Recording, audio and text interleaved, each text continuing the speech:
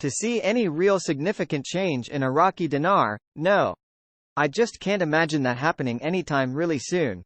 They're too dependent on oil.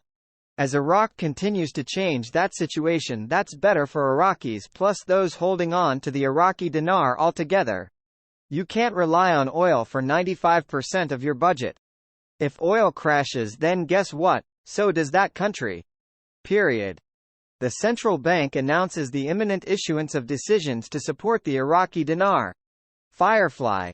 CBI on news saying they have taken measures and decisions on supporting the dinar and maintaining its value against other currencies in the world, talking about how CBI fully supports and back dinar and how it will be holding its own against other currencies.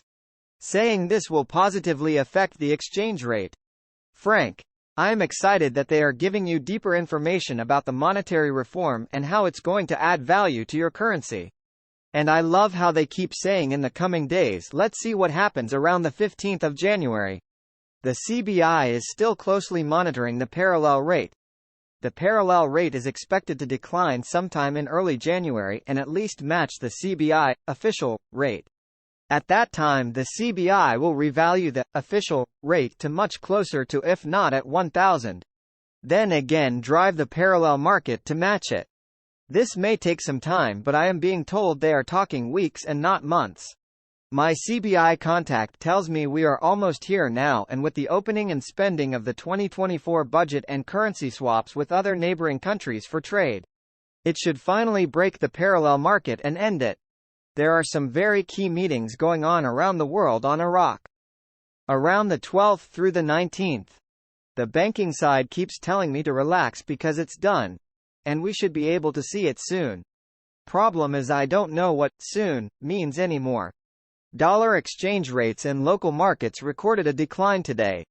This list, the dollar exchange rate is dropping like an anvil in the middle of the Pacific Ocean. Central bank, non-oil deficit more than 80% and threatens the state's financial situation, threatens. This is why it's so important for the non-oil sector to get developed and get rocking and rolling so they're not just relying on oil. Now, the bank screens. DEET are going solid rates on front and back screens and are showing on our redemption center screens on the back screen, solid, but the front screens are still flashing.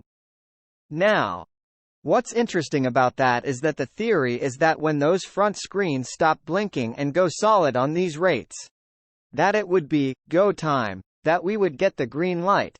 So I have a feeling they'll be blinking up until the Treasury says go.